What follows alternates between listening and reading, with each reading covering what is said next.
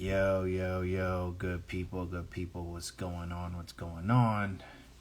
It is about that time.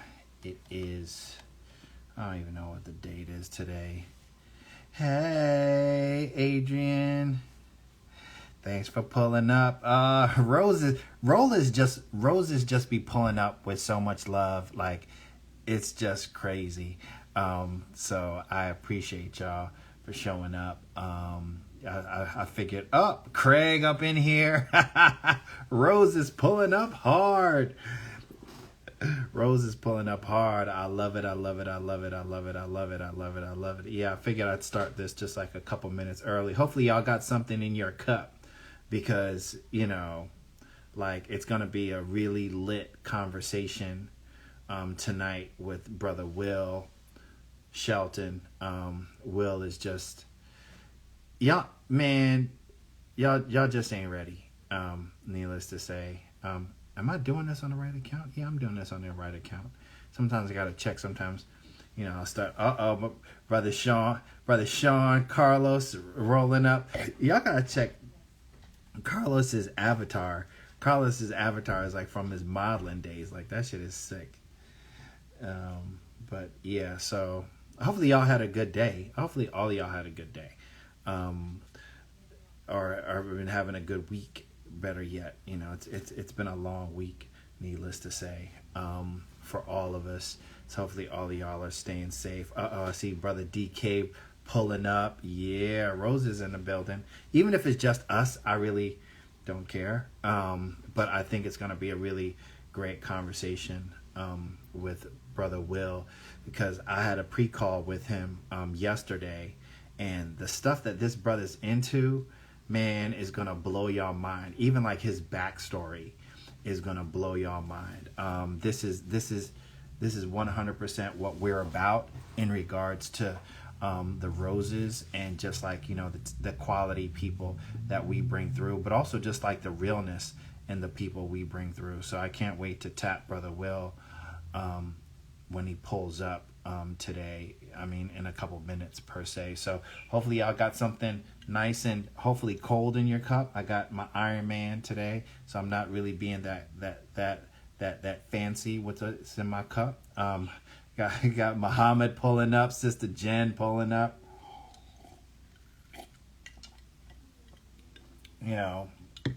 It's gonna be a good hour-long chat with Brother Will, and we're gonna Gen V and Gen C is up on here.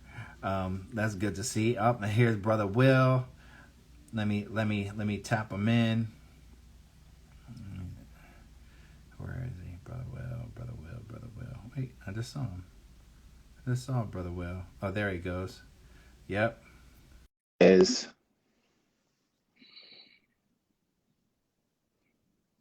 okay, as Brother Will pulls up. There he is. There he is. There he is. There he is. What's going on?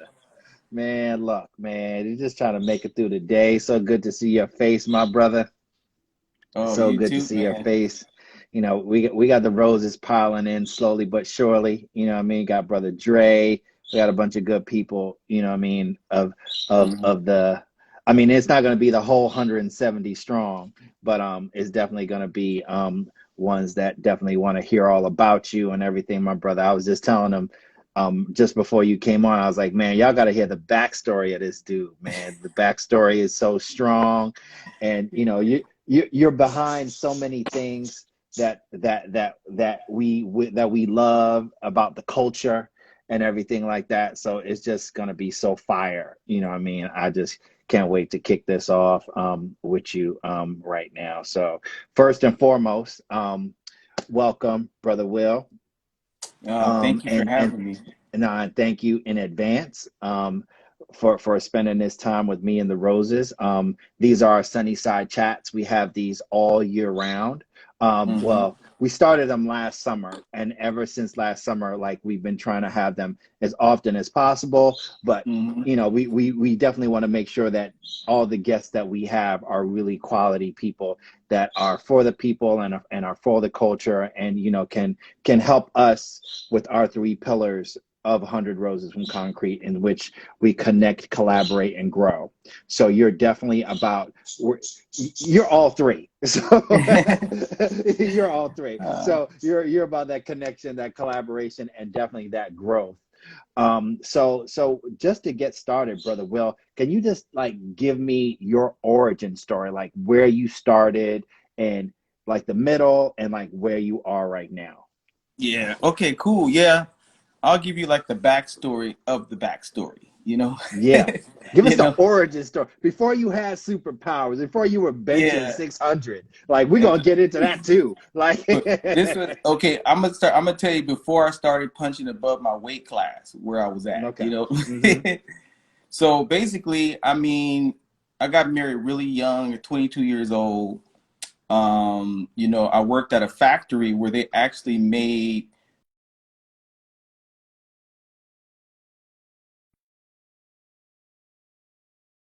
That's where I worked at.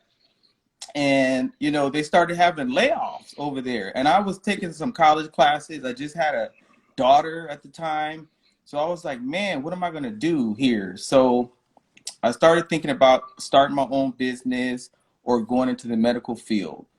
So one day I went to the salon with my wife, and her stylist knew what I was going through, and she asked me, she said, Will, have you ever thought about doing hair? And I said, no, I never thought about that before. And she said, well, it's your own business, and women love guys to do their hair. I think you could be good at it.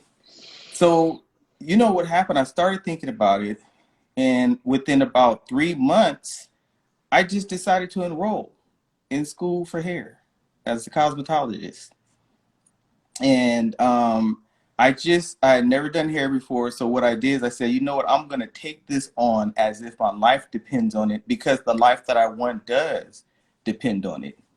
So I just jumped right in and I finished school. And then after that, I said, you know what do the top hairstylists do to become top hairstylists? And I noticed that they work under and assisted other top hairstylists.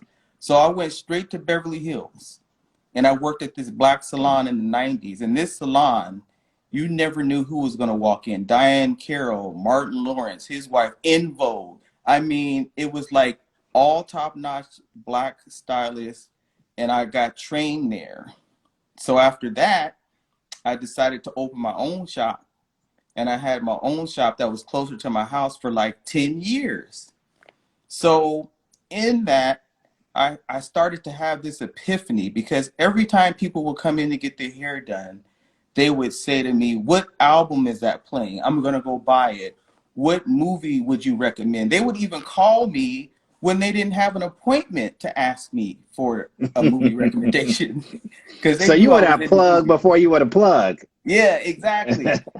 So what happened was, the epiphany was this. I said, I'm helping the entertainment industries promote their projects inadvertently in my shop, and they should know about this. So I decided, and I'm telling you, I just told myself, if you have nothing, you have nothing to lose. So I just sent the proposals to every movie studio, every record label I could think of. And I said, you know what? There's an African American audience here that's captive, that's receptive, that spends $500 million a year on goods and services. And guess what happened? In about 30 days, I started receiving free CDs to play and advanced screening passes for the salon. And that's how my company was born, out of that. And now, fast forward to the day, Ken, I have a network of over 100,000 black barbershops and salons all across the nation. And I help global Wow. brands connect with the African American consumer there. Wow. Wow. Okay. So hands down, you would have plugged before you would have plugged, and then you became the plug, and now you're just a plug. Yep. And now you can't unplug me. Well, we don't want to, because Yeah. we need you, and we need to learn from this huge treasure trove of knowledge that you have on being a self-starter. And that's one of the incredible things about your story, is that you didn't go to ad school, you didn't major in marketing or any of these things. It Mm-hmm. was straight, just instinct, when you really think about it, right? Straight Yeah. instinct. And that's one thing I think we all kind of need to put more trust in, is that gut feeling that we know what it takes to talk to our people. We know what it takes to influence the culture and even shape the culture, and also take that culture to that next level. So after they were able to trust you, and after you had those conversations, what trends did you notice in marketing to non-white audience, into to marketing to non-white audiences, and how has that changed over the last 10 years? So how has the work you've been doing changed over the last 10 years? Okay, dramatically, because that was around 97. America wasn't as brown as it is. Some of It y'all weren't wasn't. even born yet. Yeah, exactly. Oh man, I'm telling really how old I am, even though I don't look like it, you know. So what happened is, I think at the time they just didn't realize the cultural capital that existed Mm, in these venues, and they didn't even, and it was a blind spot for them. But not only for them, it was a blind spot for most hairstylists and barbers. They didn't recognize it either. So mm-hmm, I think the trend then was like, they just marketed to us, to blacks, like they did mainstream, and they thought that would work, right? So it had to come to a point to where they started to understand, maybe from black consultants talking mm-hmm, and working with them, that they had to make their campaigns culturally relevant, that would resonate with the African American consumer. I've seen it change dramatically now, because America is more brown, it's more multicultural. So mm-hmm, now these brands are desperate to connect with the mm, African American consumer. Back then, they kind of put us on the back burner, and they just kind of like melted us in with everybody else. But the expectations that we have today are different too. We're demanding more. We're demanding not just for them to have good depictions in their commercials. We're looking under the hood, and we're doing a 150-point inspection on these brands now, and we're doing a CT scan to see if their stance lines up with their stats, if their solidarity is solid. Did Black mm. Lives Matter before the Black Lives Matter movement? So our expectations are different, and we're voting with our one.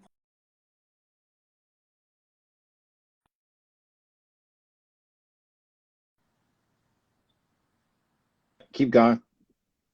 Yeah, and we're voting Will with you? our Mm-hmm. $1.4 trillion now, and they know that. So now it's just a different exchange that we have with them, because they know that we have an outsized influence, and we redefine the cultural norms. And I've been telling brands today, and towards end of last year, we're going to redefine the cultural new normal as well. So this like 150 point like inspection that you're talking about, do you feel that non-white consumers, black consumers, have become more wiser over time? Oh, definitely. I mean, if you say that you stand in solidarity, they want to know, what's your C-suite look like? What's the percentage of blacks? They want to know, is it 3%? Is it 13%? They want to know, they also are asking, the question is, what's your presence like? Are your products accessible in our community? Are you Mm-hmm. investing in our communities? Those are the questions they're asking before they purchase your product now. Mm. Um, how is it when you wait? So obviously, before you're in touch with 100,000 barbershops and hair salons, you had to start with one, and then you had to get to two. What did that conversation look like with that second shop? Well, first I had to have the conversation with myself before and lay out the groundwork. So what mainly this is what I had to do, Kenny. I had to develop a way to build a relationship with thousands of shops. So me being in the industry, I understood. I mean, we had guys that came by our shops to deliver hair products all the time. They were like weekly coming by. So I needed like a street team and reps that go to shops constantly. So I just started developing a pipeline of people that connected with, you know, in California and New York. And I just started, you know, networking with all of the different suppliers of hair products and things like that. So I really, the message was to them. And I said, look, you can be on my team and you can help me to spread the word about this. So they would go and they would evangelize for me about the new things that I was doing. And then that's how we brought those shops on board. So what is the most unique skill someone needs to have to kind of develop these relationships with these brands and also these businesses? I think the most unique skill would be, really, if I'm being honest, was to take away, don't allow the fear to hold you back. You know, fear is only false evidence appearing real. And it's usually not, it's usually not what you don't have, it's what you think you need that holds you back from going after what you want.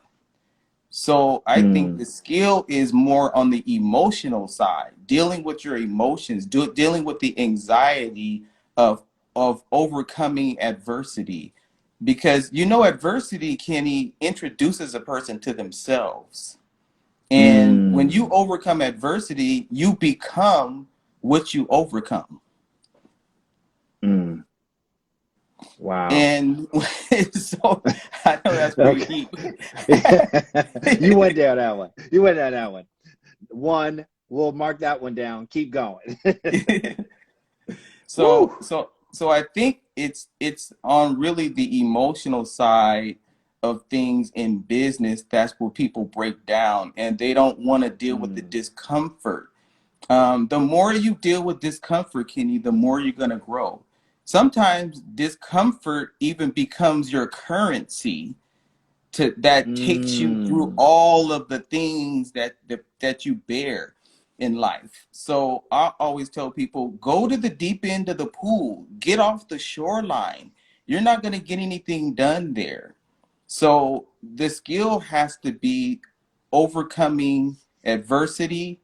It has to be dealing with discomfort and learning to grow from those situations and dealing with scaling up at the same time, but knowing the obstacles that you're going to have to overcome. Because I think success isn't the mountain that you climb. Success is all the obstacles that you overcame to get there. Wow. Okay. So that's the second deep one that you just hit us with, but keep them coming. Keep them coming. I often always say, and one thing I learned when I was interviewing someone for my old podcast that I used to do that is still out, Keni with Keni, go listen to it if you got time. But one thing a guest of mine said was that don't chase the checkered flag. Just keep going. Just keep going around, you know, just keep doing laps and getting stronger and stronger with every lap that you take. So I think that definitely coincides with what you're saying, and finding comfort in that uncomfortable place to keep testing yourself. That's so very important, because that also kind of relates even to physical fitness, right? Like, don't keep doing reps until it hurts. You know? Exactly. You know, when you talked the other day, I told you I've been working out for nearly 40 years. And not only do I lift the weights up, the weights lift me up. It's not only a work out, it's a work in. And I just worked out today. Oh, man. Because, I mean, you're dealing with so many internal things when you're lifting the weights. I mean, I think you're lifting fear, you're lifting all of the things that try to hold you back in life. And sometimes the weight of life is heavier than the weight of the iron that you're lifting. Okay, so now we got to play a drinking game. Every time Will says something deep, y'all got to drink. I mean, I know it's only 5 o'clock over there, but Jesus Christ, Will, thank you. Yes, I 100% agree. So let's get a little bit intricate right now and talk about your business model. Can you describe the structure of your business model, and what do you specialize that sets your business apart from other businesses in your field? Yeah, well, what really sets me apart is really a niche. It's almost like a niche within a niche, because I'm dealing with Black barbershops and salons. They're like the lifeblood and the ecosystem that makes the Black community flourish. So that's one thing. Wait, oh, sorry. Again, you gotta stop. I'll be drunk by the time this is over. So if you look at it like that, I mean, that's what's so unique about it. And then, since these brands and global brands want to reach the African American consumer, in my business, I'm able to literally take them from the mezzanine to the orchestra section with a front row seat with their targeted consumer in a trusted environment that you can't get anywhere else. They're like the epicenters. The Black barbershops and salons are a culture within a culture. Keni, they don't just shape hair, they shape the culture one cut at a time. You're right. You're right. I've always viewed my barbershop, and since COVID, unfortunately, I've had to like switch barbershops, but eventually, because actually my barbershop got closed during COVID. So like, I had to kind of go to a different barbershop, and I miss my old barbershop because I felt like my barbershop did exactly that. And look, I ain't no super rich cat or whatever the case may be, but the barbershop was my country club. Like, I didn't go play golf. I didn't go play squash or tennis or any of that set shit. But I went there for the community, right? I went there because sometimes the brothers would be arguing about Game of Thrones, and next minute they're arguing about the NBA. Yes. And sometimes the arguments would get so deep. I was like, but if y'all cats went to college and argued this hard, all of you would have PhDs. Right? Like the way they would argue about Game of Thrones, and I don't watch Game of Thrones, but they'd be like, no, but Khaleesi, my nigga, I'm saying Khaleesi. And I'm like, what? I don't know what you're talking about. It's insane, but just the community that these barbershops and hair salons build, and it's just a place of refuge, because I know it's a time when I can be just around like Black men or men of color, period. And it was just something that I incredibly cherish, and I really look forward to that once all this, madness of COVID is done. And you know what? You segue really good, because the stylists and barbers, they oversee a key role in our lives. Like, check this out. They can get more out of you in 15 minutes than a therapist in 15 years, Keni. You're right. They know how to blow dry the stress and anxiety away. They know how to brush through the hardships and out the distractions, and comb through the tangles and detangle the obstacles that stand between us and our destiny. 100%. So my question to you is this, and I want you to answer this question from where you are right now. To any young, brother, sister from any different background that understands everything that you're saying right now and wants to figure out a way to get in this game and really be the next Will, to be totally honest with you. Like, what advice would you give him or her? Well, first I would say this is today. Good enough is not good enough anymore. Now, I'm going to say that more. You have to realize we're going to have to do a part 2 of this shit. Yeah, exactly. Like, you literally have to become ambidextrous in business and in life again. it was like people were doing things before COVID with one hand behind their back, and they got complacent.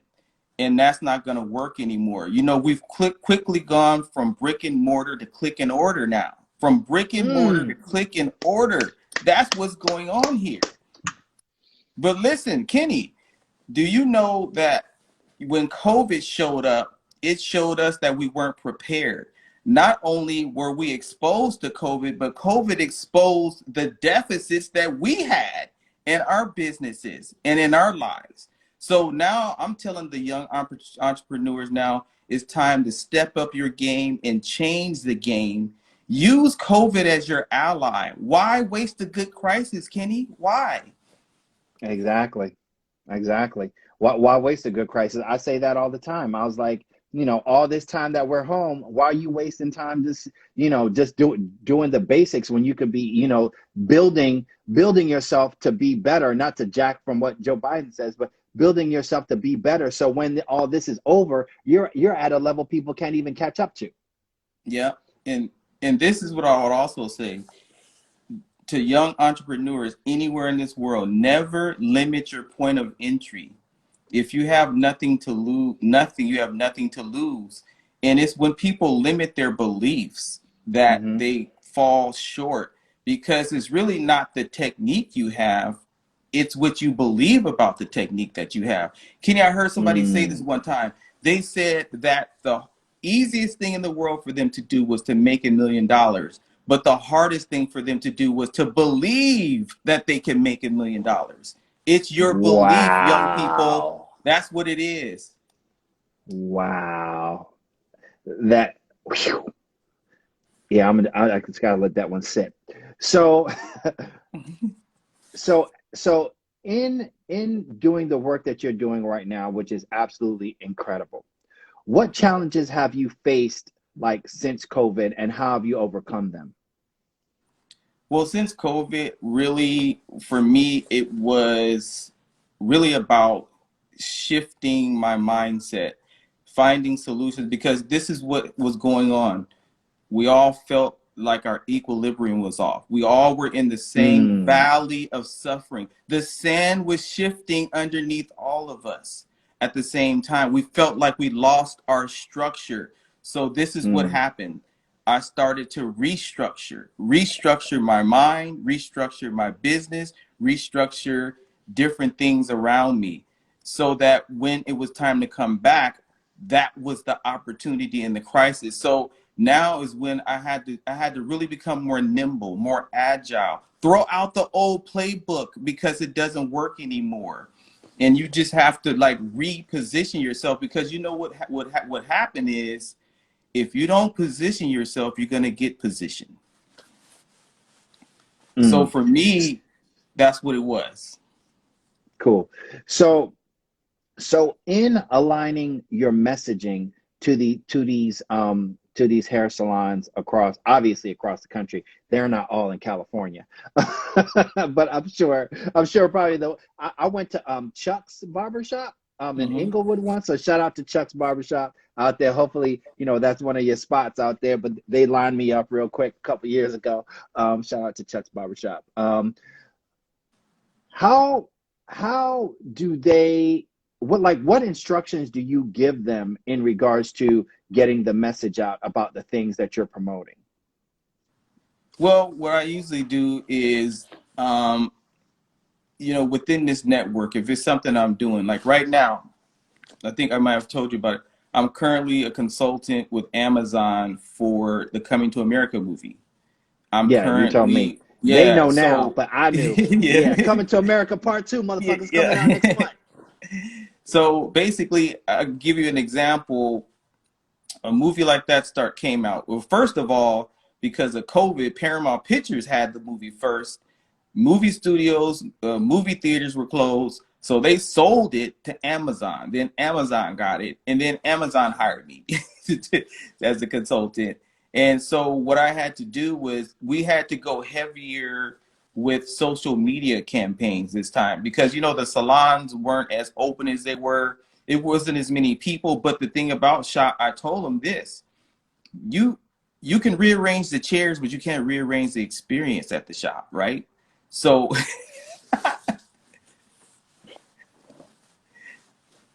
we'll pause for a second. Proceed. So what I told him is, look, this is the opportunity to step up your service and be more personable now. This is when, forget that waiting for 2 hours for your hairstylist or to get a haircut, you go by appointment. So you're in and out. So the service is a lot better than it was. But segueing into how I am able to connect with these barbers and stylists, usually it was a grassroots effort. Mostly we go in with all kind of swag and do like shop takeovers where we had like sometimes advanced screenings in the shops, you know? Wow. But now with this movie and going forward for a while, it's heavy social media, just blitzing. Everybody is putting on their best. Everybody is pushing out the content and really, you know, capitalizing on the culture that already exists there. Coming to America is an iconic movie. So everybody was ready for this, you know? So right now, it's really the social media heavy promotion and activation that we've been doing, and it's working out great because we reach millions like that. I mean, I have some of my influencers have over 200,000 followers, literally barbers and stylists. I know one guy, Keni. He has over 600,000 followers, and he's a barber. Do you know how much engagement that is that you can get?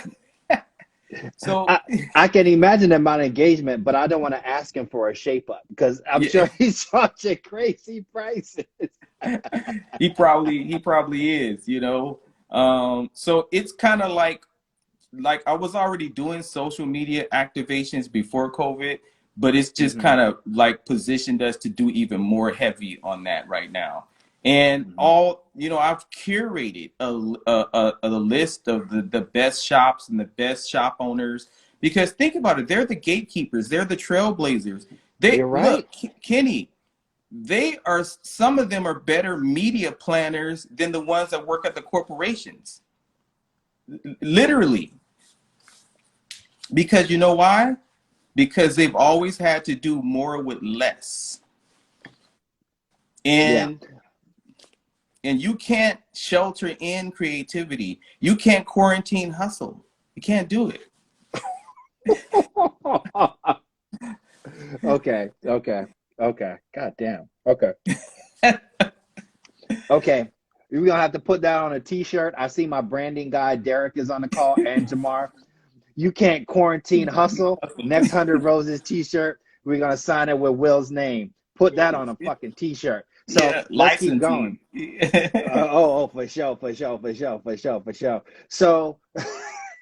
So my next question for you is, where are agencies, and I'm talking about, you know, these big name agencies, the cats with all the money and all the staff and all the resources, right? Where are they missing the mark with Black and non-white audiences? Well, I think where they're really missing the mark is they don't understand how to market to us in a culturally relevant way. And I don't think they know where to market to us. Why was the salons and the barbershops a blind spot for forever?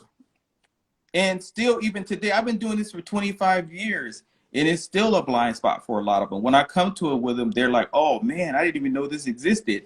But I think they just don't understand the culture enough. And the problem is, Keni, and that's why you have your company. There's not enough of us with a seat at the table. That's the problem. They want to give us the ringside seat, but they don't want us to get in the fight in the ring where we should be. That's the biggest issue that I see today and for the last 50 years. Is the real seat at the table, you know, because this is what it is, Keni. There's an illusion of inclusion that's out here. Ooh. Okay, sip up, everyone. Illusion of inclusion. Yes. And Keni, too many of us as Black executives, as well as the white executives, we're making silent agreements with each other. And I'm going to tell you what a silent agreement is. The problem is this, and I'm going to give you a boxing analogy. Mike Tyson in his prime used to knock out most of his sparring partners, right?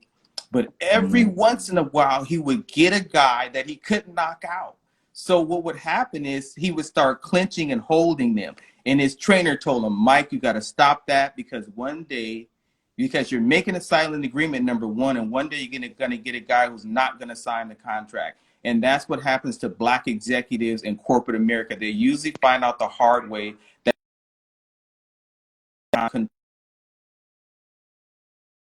contortionist.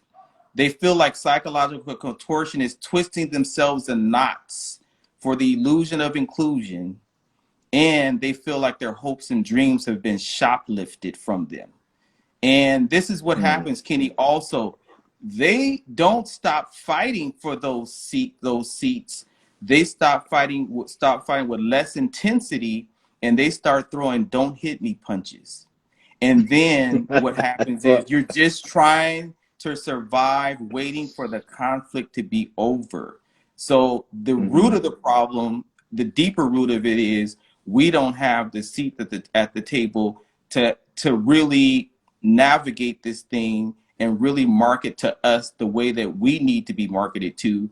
And as soon as that happens or starts to happen more, then we're going to see better results. Those companies are going to do better, because the bottom line of it is there's always been an opening for transparency. And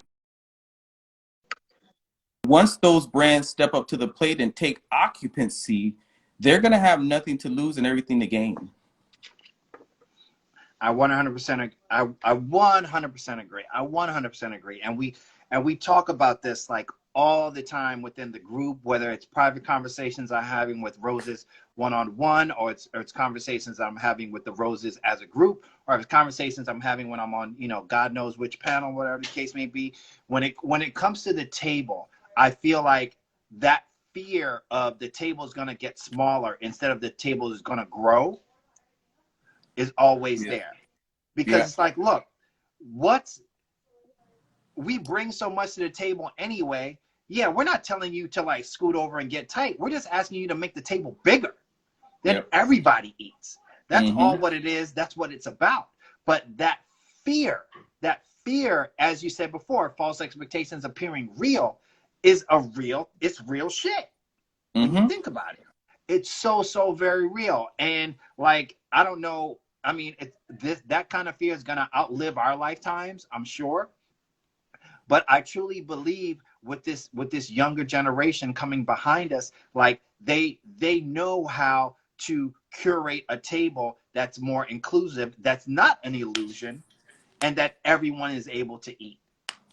Yeah, and everyone feels like they're not just invited to the party, but they're asked to dance at the party. And not only asked to dance, but we can choose the song and the partner that we dance with and the orchestra that we Yeah, exactly. And that whole choice, right? In One Night in Miami, I remember it, I don't know if you saw it yet, but it's on Amazon. Shout out to Amazon. But the one of the coolest and coldest lines that Sam Cooke said, he was like, "I don't want the ingredients, I want the goddamn recipe." Wow. Man, like that was the coldest shit I've ever heard in my whole life, other than everything that you're saying tonight. But it was the coldest. I was like, what? I was like, okay, exactly. I 100% agree. So as you were transitioning from hairstylist to marketer, were there any type of marketers that influenced you during your time? Really, no. I think that for me, I didn't even know what I was doing. I mean, I didn't have a degree. I just had a degree of talent and a degree of a gift. So I think what helped me was that I didn't really have anybody to look to. I just knew that I had something unique and I had greatness in me. And I knew that life was a fight for territory. And if I didn't fight for the territory I wanted, the territory I don't want will automatically take over anyway. So that's what I was operating out of. You know, I didn't know the landscape of marketing and advertising at all. So I think not knowing helped me to overcome things that I didn't even know I needed to overcome. Wow. So we've been talking about really like the good times and everything like that. Could you tell me some of your biggest challenges that you've had over the span of your career? Yeah, probably it was just scaling up. It was like nobody was in this lane, or nobody is in this lane. So there was like no blueprint for it. There was not like any kind of architectural thing that you could look at and say, hey, this is the way to do it. And I didn't really have relationships with anybody in certain industries. So I mean, I just had to just, you know, fight for what I wanted and just believe in myself and be persistent. So, you know, it was really hard positioning myself. It was really hard. You know, I used to make like 30 calls a day at one time to different companies, trying to see what department who should I talk to. I mean, so just getting off the ground the first 5 to 10 years was really challenging for me. So it wasn't always easy. I was still doing hair marketing, and my agency was a side hustle at the time, you know? So I was balancing both at the same time. But the cool thing was it was so much authenticity with me, because it wasn't like I was just creating this marketing agency with barbershops and salons. I was working at the salon myself. I was behind the chair. So, you know, that story and that journey behind the story is just a strong brand story, and it just gave me a great positioning and great insight, more than anybody else could have, because I always felt like, Kenny, I was like a marketer disguised as a barber. Maybe the rest of us are just marketers disguised as barbers. Oh man. Maybe I mean I'm just trying to get right, just doing my beard. I can't touch my hair. That's why obviously I have a hat on. So maybe I suck at both. I don't know. So you talked about positioning, Will, and that's such a key. It's such a great word. And I want to know, how were you able to know when you were in the position, like, you know what, okay, this dream job is now my day job? Like, tell me about that moment. Well, I think it was like kind of a long time coming. It wasn't overnight, right? And I think the good thing was that I had to overcome so much. So when the defining moment did come, I could see it coming, and it wasn't like this windfall that just happened overnight. So I was ready for it, because I had had so many experiences, so many challenges, so many hurdles, that when the time came, I was fully ready for it. You know, it was one of those things where, you know, positioning yourself to me is like really defining the niche that you have. Because if you think about it, Kenny, it's a niche is like being really unique and really being an expert in something. And uniqueness is better than better. But a lot of people don't realize that. So, you know, I tell people, you know, find out what the real DNA of your company is and dig all the way down into that. And then that's when you'll become great. And that's when you'll become this. You'll become the choice, not just a choice. Mm-hmm. The choice, not just a choice. Another one, Jamar Derrick, put it on a t-shirt, signing Will. So what's the thing you love the most about what you do? I think I love the freedom to have a purpose, because because it's not just like a job. I feel like it's a calling for me, and I feel like I was born to do this at such a time as this right now. So that freedom and the fulfillment that I get to really uplift the Black community, to really become a pioneer, a trailblazer, that's the funnest part for me, to really inspire people, to motivate people, to become something bigger than what they even envision themselves to be. That is really the funnest part for me. Wow.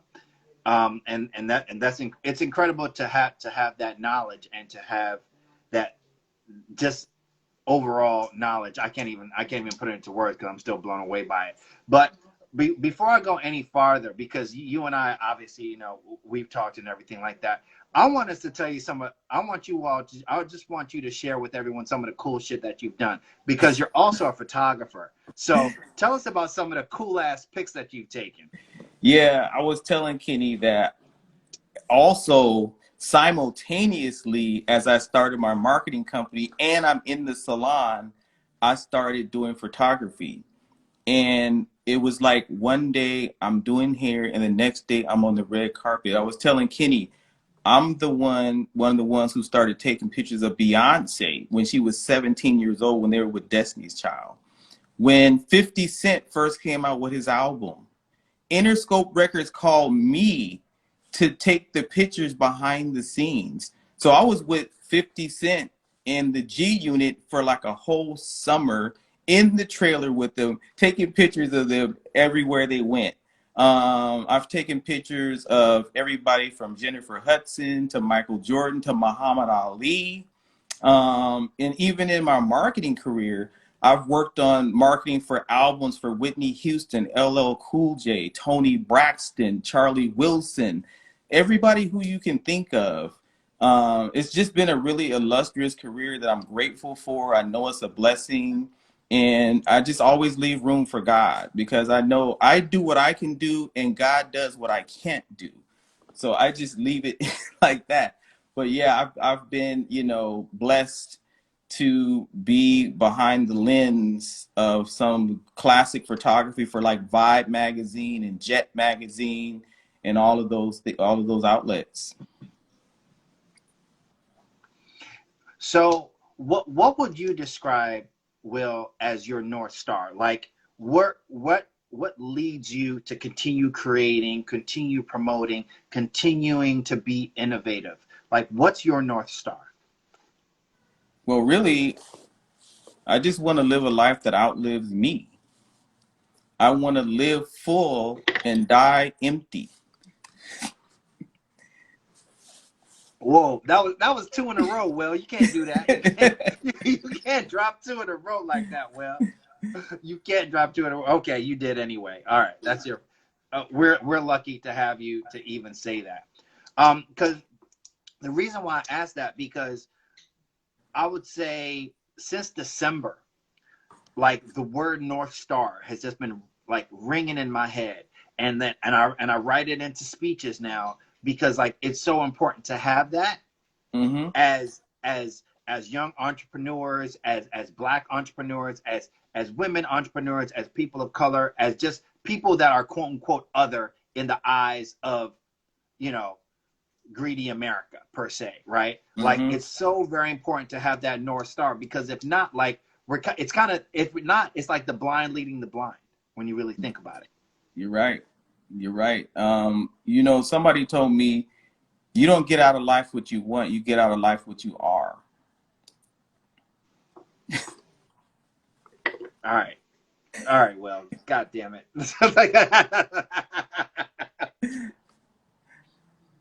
But no, that's true. I mean, and the reason why I think these hit me so much is because Lord knows I'm the king of the one-liners. So like all of these are just like putting all my one-liners absolutely to shame.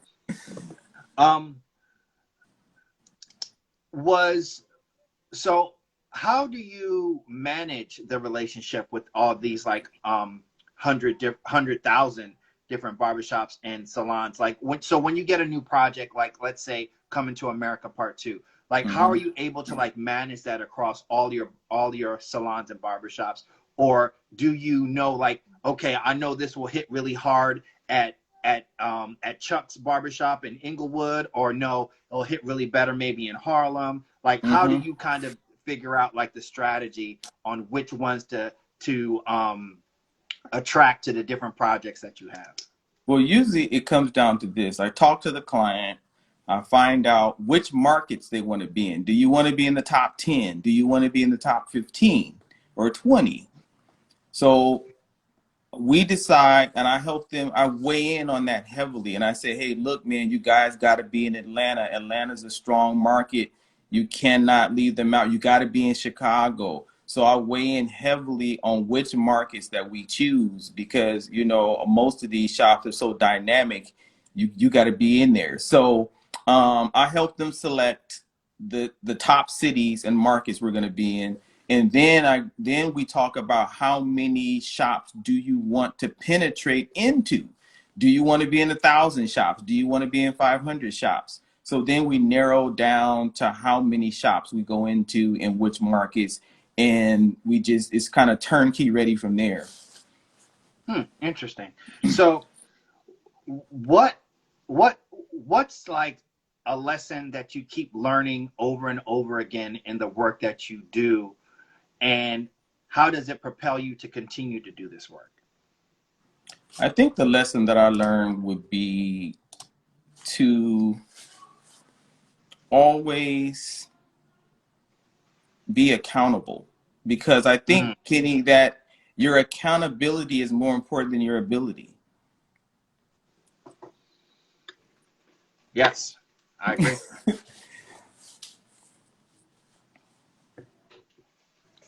I 100% agree.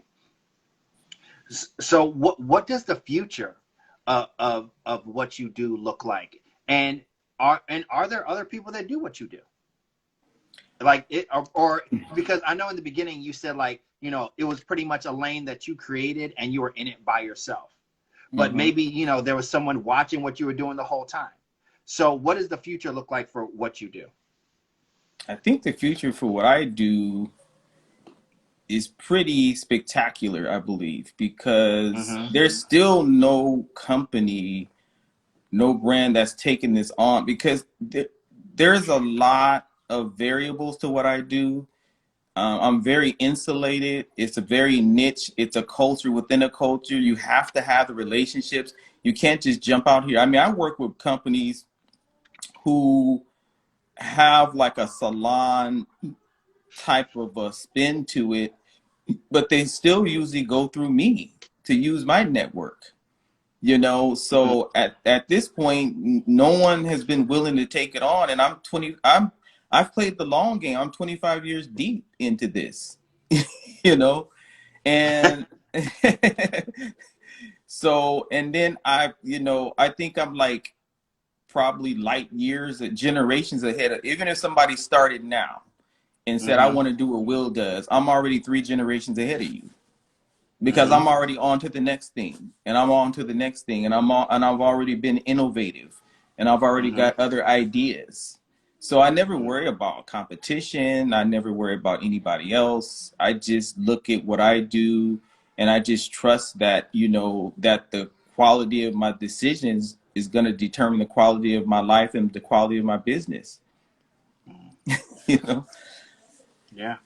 I couldn't agree more. Where do you gain inspiration from? From God. I just, you know, have a good, strong relationship with God.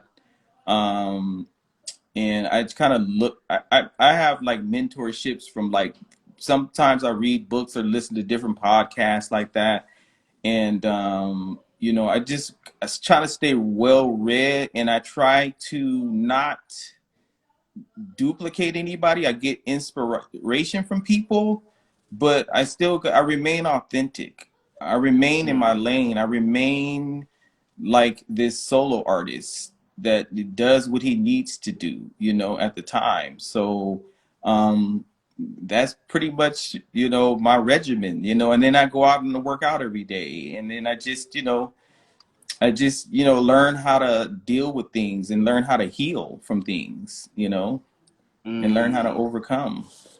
I really like to hit on, before we run out of time, I really like to understand, or if you don't mind sharing with us your healing tactics, because that's one thing that I think a lot of us sometimes have a hard time doing, is like, you know, do we operate from the scar, or are we operating from the wound, right? So could you tell us, like, maybe what methods you use to heal? Well, I'm gonna tell you something that's really dynamic here. and a lot of people don't understand this, but I think you'll be able to heal if you could let go of some things, some unresolved issues. And I've been married nearly 30 years. And you know, in the marriages, there's a lot of healing that has to happen because you're just in this relationship. So all this is what I tell people. You have to have a conveyor belt of forgiveness in life. A conveyor belt of forgiveness. You're constantly letting things go because you end up a prisoner of that if you don't.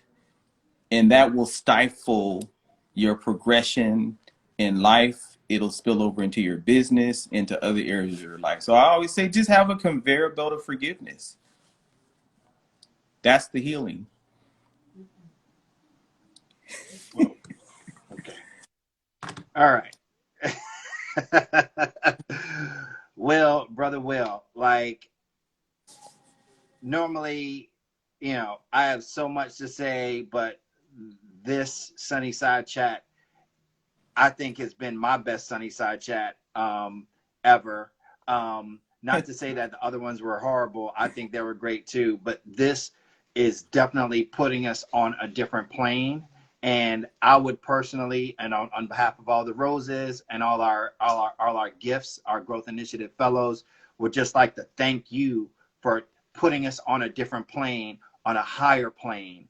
And like, this is our culmination of our Black History Month celebration. We've been celebrating every single Thursday this month. Next month we're celebrating women, which is going to be beautiful too.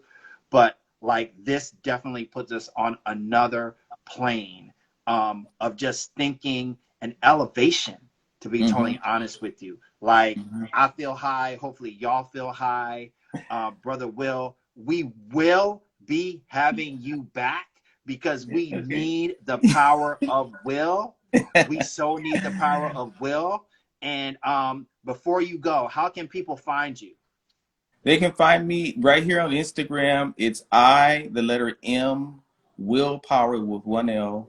Just I am Willpower. And that's the same thing on Facebook. So you can DM me, you can, you know, shoot me your email address and everything. And I'll leave you with one last quote. And it's, we may not get everything we fight for, but everything we get will be a fight. Y'all need any more? Y'all drunk yet? Y'all high yet? Y'all feeling the power of will yet? I think you are. I think you are. Brother Will, we appreciate you. We appreciate your time, your talent. But for last and not least, we appreciate your truth, brother. Thank you for your time.